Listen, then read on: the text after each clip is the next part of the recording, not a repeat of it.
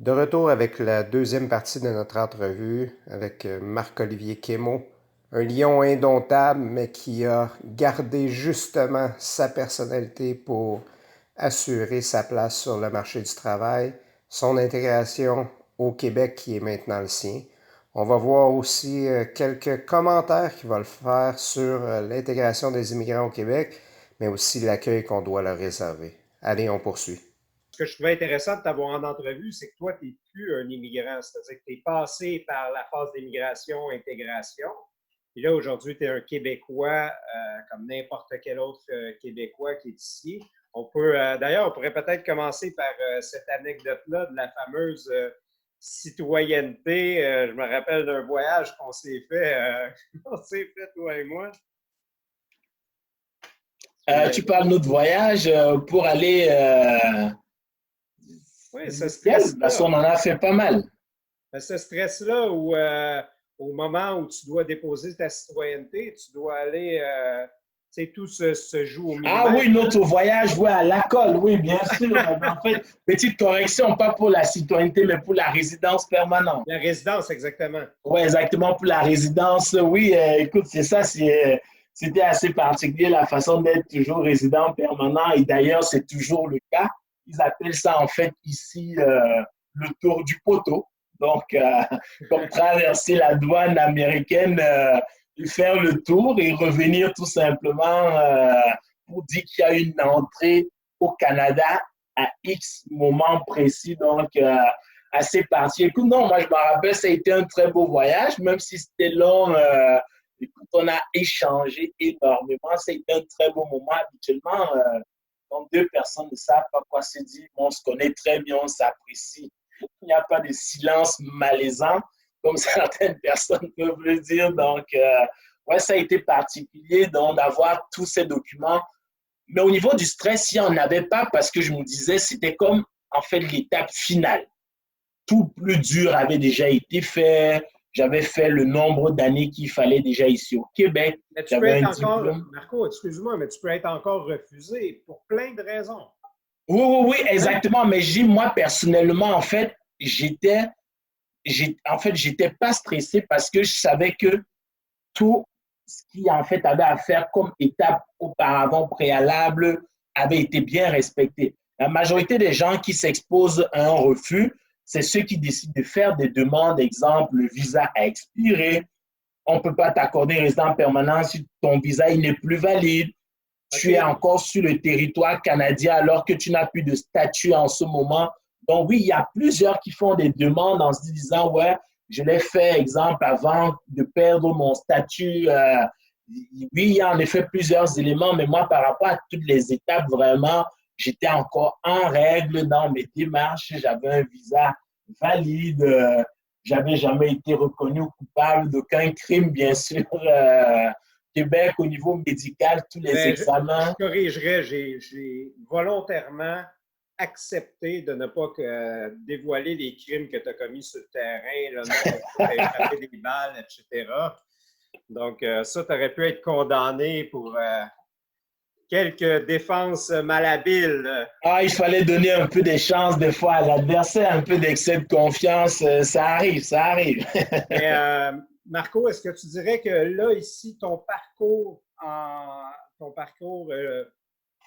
comme avocat au Cameroun aura aidé pour toi, comparativement à des collègues camerounais qui n'ont pas la même façon de raisonner, aura aidé à ce que tu passes cette étape-là de façon plus sereine? Ben, en fait, je dirais, si je veux trouver un point positif, en fait, au niveau de mes études, c'est ça, en droit au Cameroun, c'est en fait la rigueur que ça m'a apporté. C'est sérieusement, je ne sais pas à quoi ressemblent les études en droit ici au Québec, mais chez nous, c'est un exercice de mémoire et d'analyse. Des gens nous appellent en fait des juristes. On est à l'université, mais on nous appelle il y a des juristes. Alors qu'en Europe ou en Amérique du Nord, tu n'appelleras pas quelqu'un qui est encore sur les bancs en train d'étudier comme un juriste. Un Ouais. juriste, c'est quelqu'un qui est déjà établi en effet comme un avocat, quelqu'un qui a déjà une expérience quelconque, mais on se permet déjà en fait de nous appeler un peu comme ça en tant qu'étudiant. Donc, le niveau d'exigence et de rigueur que ça demande dans ce programme-là, je te dirais que ça a été le gros plus que ça m'a apporté personnellement parce que j'ai toujours été quelqu'un, déjà j'étais comme ça, quelqu'un de soigné, toujours de rigoureux au niveau de la démarche. Mais ça a été le gros plus que les études m'ont apporté à ce niveau-là. D'accord, on revient donc sur les relations.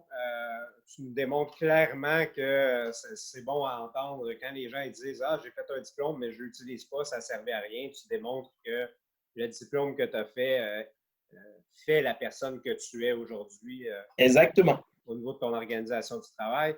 Donc, dans les relations, par rapport au travail, tu as vécu plusieurs expériences. On a eu l'occasion de jaser, entre autres, parfois des préjugés que tu as eu à faire face lors d'entrevues, où ce que les gens, par l'accent, parce que tu disais tout le monde a un accent, mais quand tu arrives dans un pays où majoritairement les gens parlent un peu comme moi, bien, il y en a qui sont un peu plus obtus, en fait, qui sont à la limite trop fermés pour avoir cette ouverture-là et tu as échappé des emplois pour cette raison-là.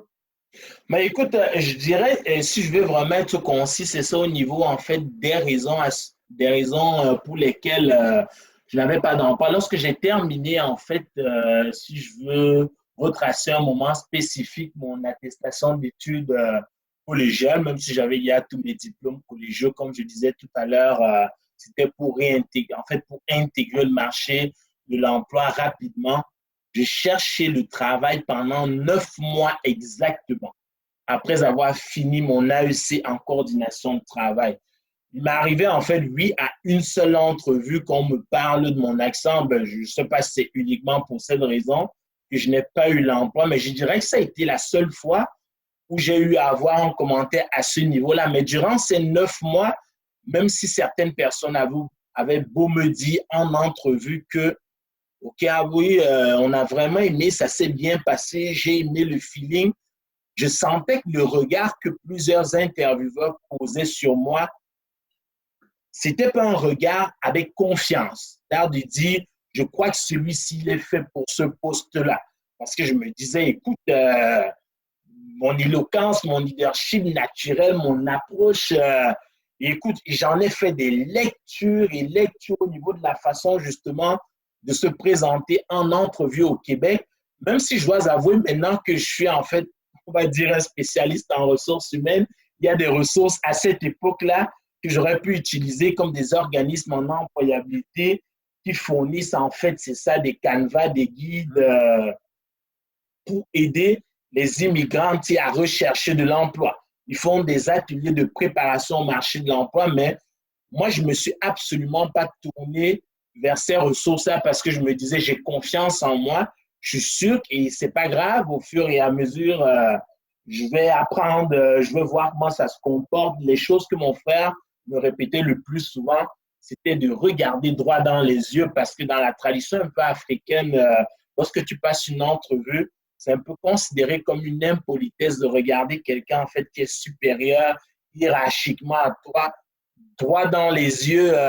C'est comme l'affronter du regard et dire on parle de toi à moi. C'est une conversation bidirectionnelle là. Donc ça, il fallait apprendre ça bien évidemment, même si j'avais pas passé énormément, disons-le. J'avais passé une entrevue au Cameroun pour un emploi avant de venir ici. Donc, c'était vraiment l'inconnu.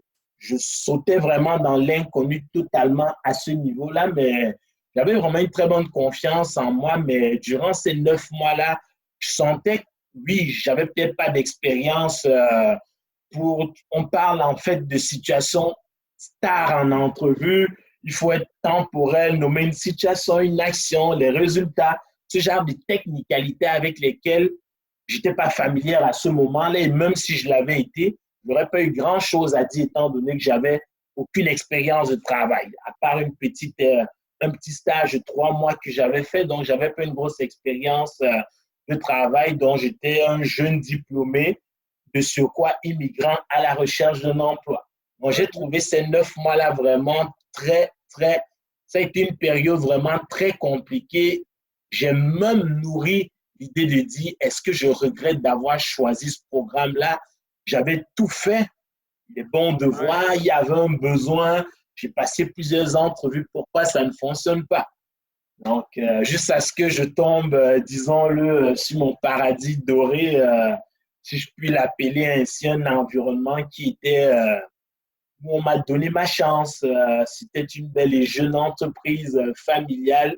Il y avait des jeunes comme moi qui étaient encore aux études à l'université. La vice-présidente était dans la vingtaine, tout comme moi. Là, ça a cliqué. Là, il y a eu un... et je sentais aussi personnellement, si je veux faire, je dirais pas un mea culpa, plus une rétrospection, au fur et à mesure que je passais les entrevues, je me bonifiais au niveau de la façon dont je me présentais. Ça, c'est clair que les premières entrevues, même si j'avais beau me dire ça s'est bien déroulé, c'est sûr et certain que je me présentais peut-être pas à mon meilleur, mais la chose que je n'oublierai pas, c'est que quand même au niveau de la complicité qu'un candidat peut avoir avec un intervieweur, je sentais dans plusieurs entrevues qu'il y avait ce frein-là. Je sentais qu'il y avait ce frein parce que j'étais immigrant.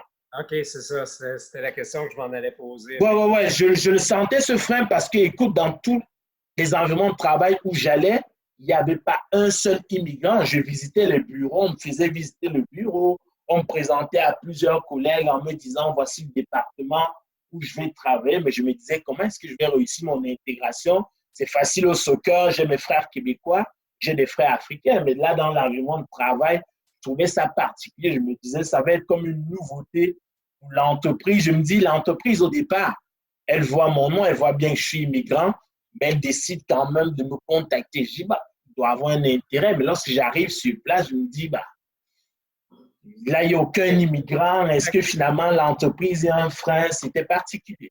Écoute, en termes juste d'image, c'est comme si tu émigres une deuxième fois, finalement, quand tu passes. Ouais, c'est totalement ça. C'est un tout autre environnement où tu vas devoir avoir des exigences de performance et autres, mais ça a été vraiment quand même 9 mois très difficiles. Je me suis énormément remis en question. Je me demandais ce qui se passerait, mon Dieu. Donc, jusqu'à ces fameuses entrevues chez le réseau Direct Lab, qui s'est super bien déroulé.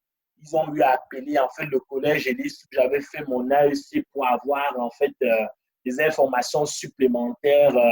Le président de la compagnie avait été impressionné, c'était normal. J'avais un niveau universitaire sur des choses comme en administration en anglais, mais il voyait les notes, il n'en revenait pas, mais c'était comme un peu juste normal même, pour moi.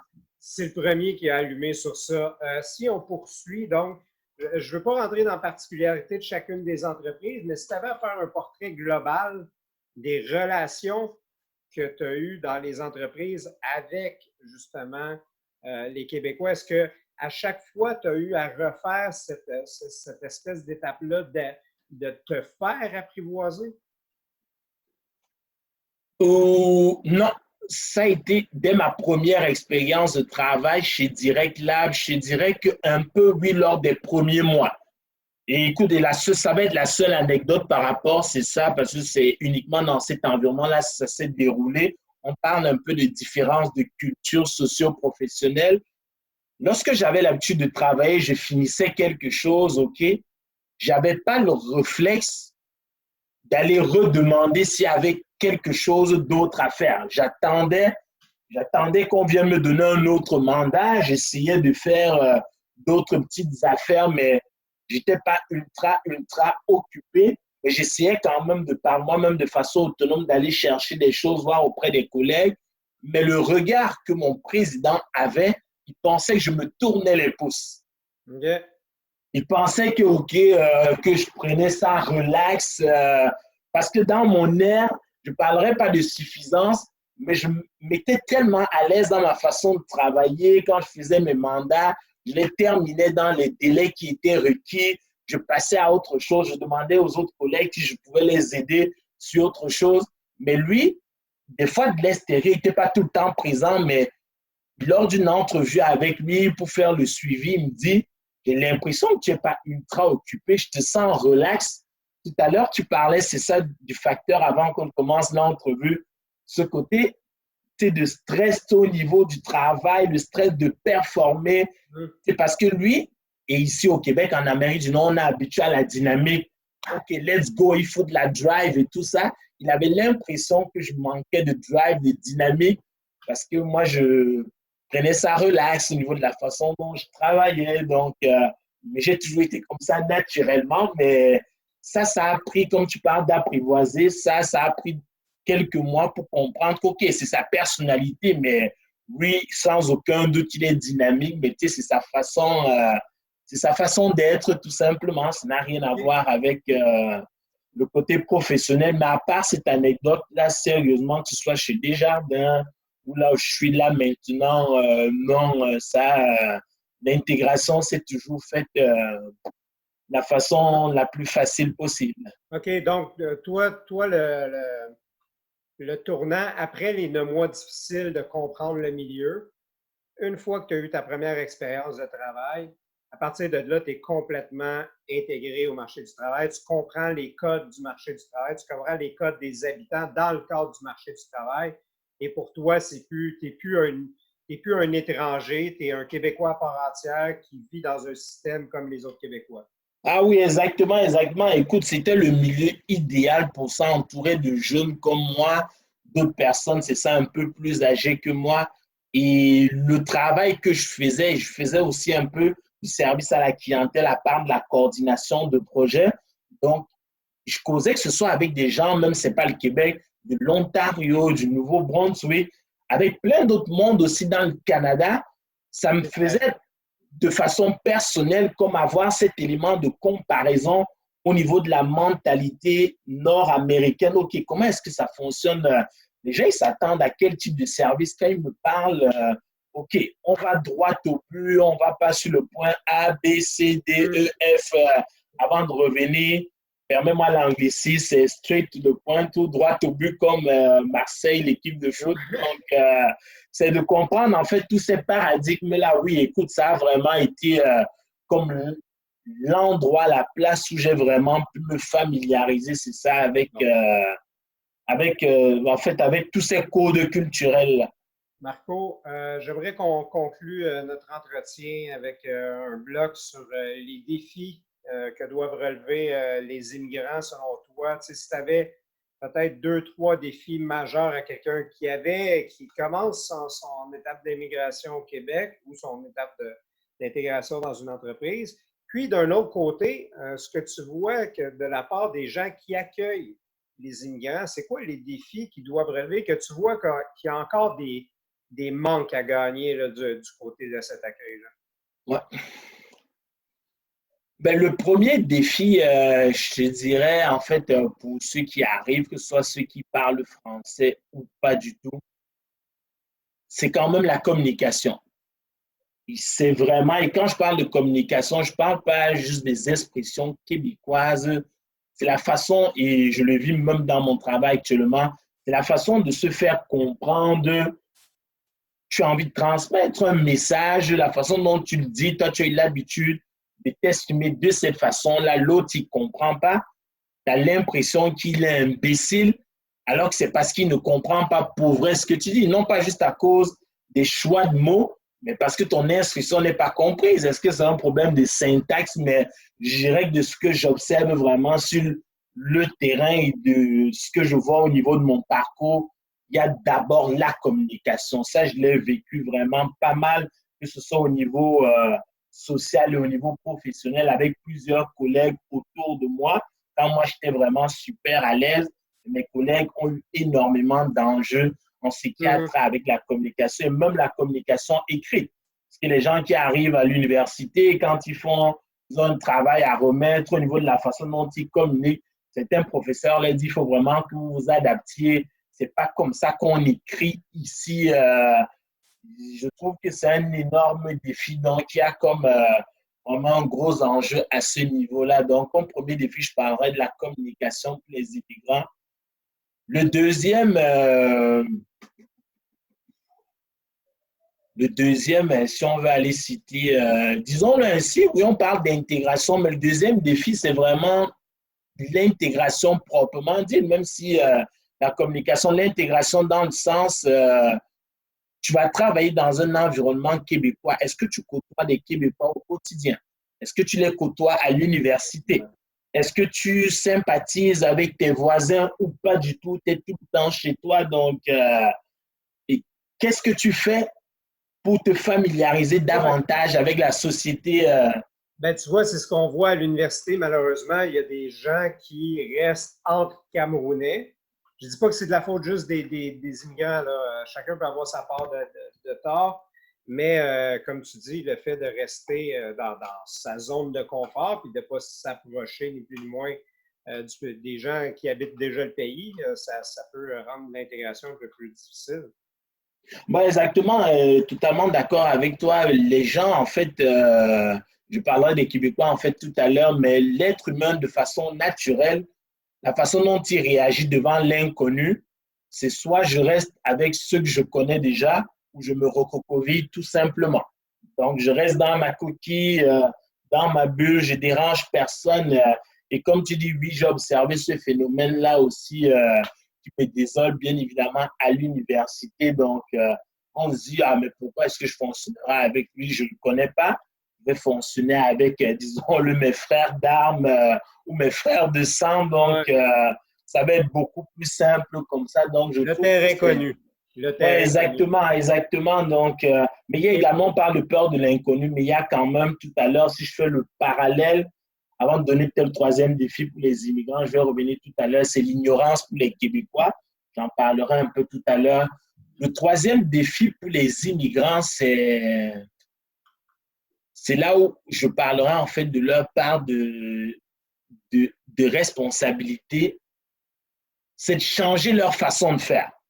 C'est-à-dire, tu quittes ton pays, tu arrives dans un autre pays, ou disons-le dans une autre nation, il faut que tu t'adaptes au code de cette nation-là. On ne te demande pas de te changer toi tel que tu es, mais on te demande d'apprendre les codes de l'environnement dans lequel tu vas t'établir.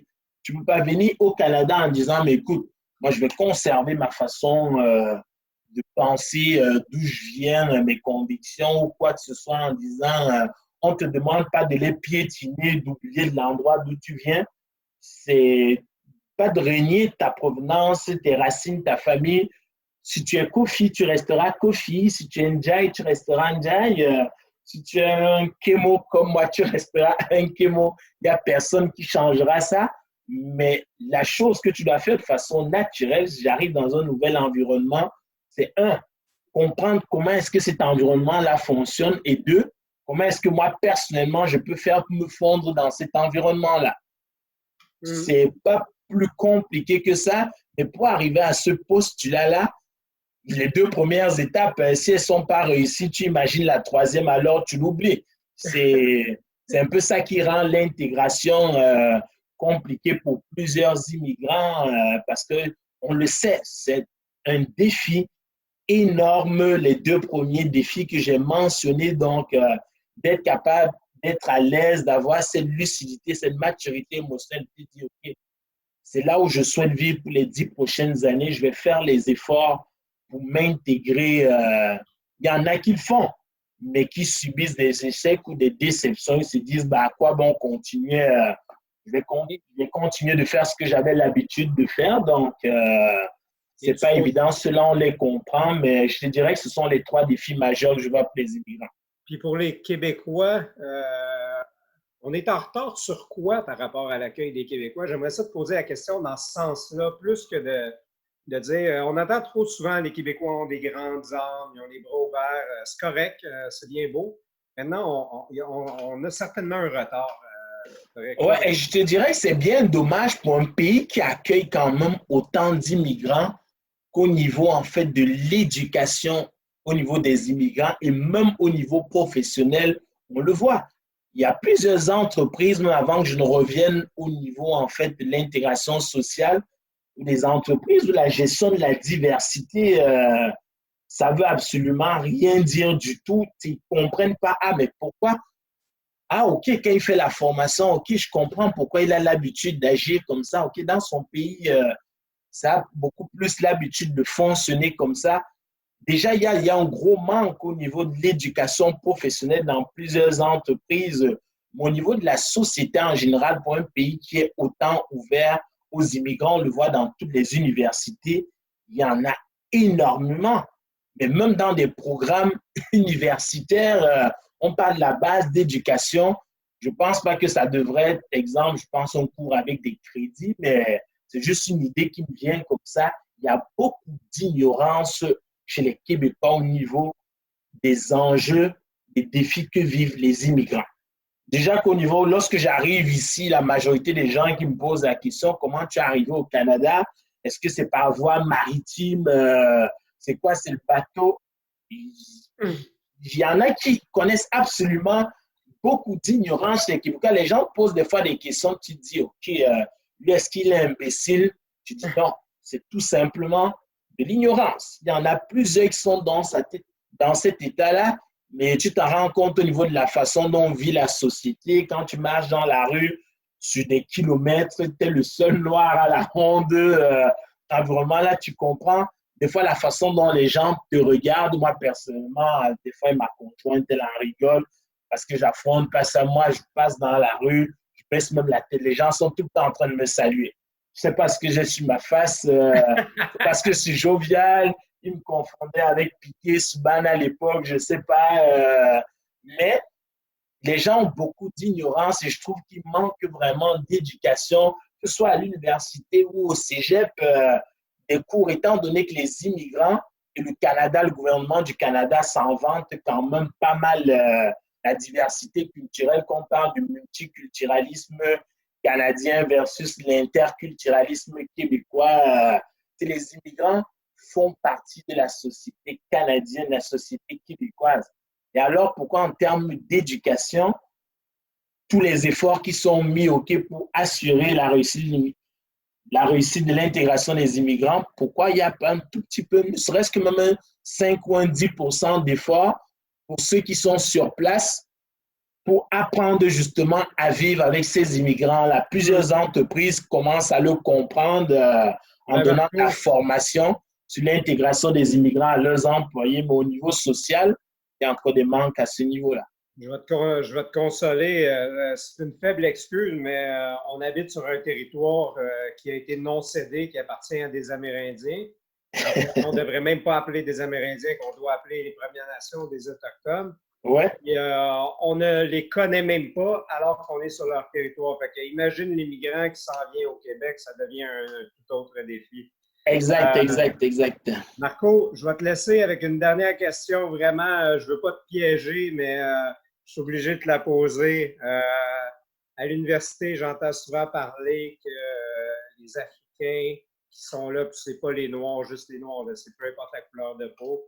Les Africains, ils se tournent les pouces, une impression de paresse, d'incompétence. Je t'ai entendu tantôt quand tu as dit j'étais au travail au début, j'étais assis, puis j'attendais le travail. Moi, je te connais trop bien pour savoir que c'était pas par paresse. Est-ce que tu pourrais m'aider, moi, comme prof, à faire comprendre à mes étudiants qu'il y a des paresseux africains, ça c'est clair, mais il y a des paresseux blancs aussi, québécois, de bonne famille. Faire comprendre peut-être en terminant votre culture à vous, les Camerounais. Tu en as parlé tantôt, le regard dans les yeux, quelques petits éléments. Mais écoute, il y a le regard dans les yeux, il y a écoute, la distance hiérarchique. Hein? Mais je pense que tu es très familier avec l'auteur Hofstede qui en a fait qui a fait pas mal de recherches là-dessus. Au niveau, c'est ça, de la distance hiérarchique comme élément, c'est ça pour expliquer des fois les différences entre plusieurs, entre les Asiatiques, les Africains. La façon de communiquer, même le simple vouvoiement, j'en ai pas parlé, le fait de tutoyer son patron ou même son professeur, ce sont les choses avec lesquelles j'ai dû m'adapter parce que c'est absolument pas naturel. Chez nous, tu dois vouvoyer ton professeur. C'est absolument pas ton petit copain avec qui vous allez prendre une bière pour que tu lui dises Stéphane, est-ce que tu pourrais me réexpliquer à la page 45 le tableau dynamique? Non, absolument pas. Et même juste traverser comme cette étape-là pour s'habituer de tutoyer la personne qui t'enseigne ou ton supérieur au travail, je dirais que c'est comme pas évident, mais comme je dis, ceux qui se mettent dans la peau de comprendre que ça fait partie du système et de le faire de façon naturelle ou même d'interagir avec la personne pour être sûr que la personne est à l'aise dans le tutoiement. Donc, ça, il y a cette étape-là. Écoute, ça, c'est quelque chose, c'est vraiment le nerf de la guerre, je te dirais, pour plusieurs parents, parce que j'en vois encore et j'en connais que je ne citerai pas, bien sûr, des amis qui, à l'université, ils payent leur session, mais ils ne vont rien foutre. Je ne saurais vraiment pas donner les raisons qui les amènent. Je me dis, tant qu'à faire, va pas à l'université, Mhm. t'asseoir pour perdre ton temps, arrête tes études. Si C'est pas parce c'est qu'ils parce sont que tu veux africains. gagner. On est d'accord, c'est pas parce qu'ils sont africains qu'ils sont comme ça. Ouais, ben non, non, non, ça n'a absolument rien à voir parce que, écoute, quand je suis arrivé ici, j'ai été impressionné par le taux de décrochage scolaire qui a diminué au cours des dernières années, mais le décrochage scolaire était assez élevé, c'est ça, 2008-2010, ici, j'en revenais pas. Plusieurs qui décidaient, c'est ça, d'abandonner les cours, comme les gens aiment bien dire ici, pour aller sur le BS, expression que je trouve toujours drôle à entendre. Pour les Ouais. techniciens ou les spécialistes, on va parler d'assurance, de sécurité du revenu au niveau du gouvernement fédéral. Donc, non, c'est uniquement vraiment pas africain cette paresse-là, mais personnellement, lorsque j'ai été sur le terrain, j'ai quand même vu, oui, cette paresse-là, si je peux quantifier, peut-être 60% africain, oui, 40% aussi québécois, surtout au niveau du bac. J'en revenais pas à quel point il y avait un certain laxisme, je m'en foutisme, mais je me disais, mais pourquoi est-ce que vous êtes là? Les études ne vous intéressent pas, aller faire autre chose, aller travailler au McDo. Non, non, non, c'est un Ah, phénomène écoute, qui est vraiment pas uniquement africain. je me rappelle C'est non, non, je me rappelle d'un de tes travaux d'équipe que tu as eu dans un de mes cours, puis ça, non, ouais, les c'était personnes n'étaient pas particulier. nécessairement africaines, hein. Ouais, ouais, exact. Ouais. OK, ben écoute, Marco, merci beaucoup de ta générosité. Tu es toujours aussi verbeux. Tu parles beaucoup. T'en donnes en masse, tu es généreux. Puis ce que je trouve de bien, je veux laisser là-dessus, ce que je trouve de bien, c'est que tu as dit que oui, tu t'es adapté, mais en même temps, moi, la personne que j'ai connue il y a plusieurs années de ça maintenant, tu as gardé ta personnalité, tu as gardé commenter, tu as gardé le côté camerounais en toi qui est encore très fort, puis tout en adoptant le côté québécois, ça fait certainement plaisir à voir. Ah oui, j'ai une belle conjointe à mes côtés. Je lui fais un petit clin d'œil. C'est ça, j'ai toujours un cœur de lion, donc tatoué sur le cœur. Je suis la pépite de mon équipe, de mes équipes de travail partout où je passe. Je Ben, c'est propage bien. le bonheur, la joie de vivre. Donc, que veux-tu? Écoute, de toute façon, tu sais que si tu veux gagner des coupes, c'est du côté de l'Italie que tu dois regarder, hein? Puis ça Força, va être. força, força la squadra. Allez, ciao, Marco. Allez, ciao, merci Steph, à plus. C'est J'espère que cette entrevue avec Marc-Olivier Quémaud vous aura permis de mieux comprendre la réalité d'un immigrant particulier camerounais, mais certains éléments pourront être transférables à d'autres communautés. Marc-Olivier me spécifiait hors d'onde que certainement son premier défi, c'est l'éloignement de sa famille. Comme on a pu voir tout au long de l'entrevue, il y a une symbiose importante, une planification familiale derrière le projet des enfants. Et on peut comprendre la difficulté que peut vivre un immigrant lorsqu'il arrive. Donc pour lui, c'est clairement le top 1 dans les difficultés. Merci beaucoup d'avoir été à l'écoute. On espère se revoir prochainement pour une autre entrevue.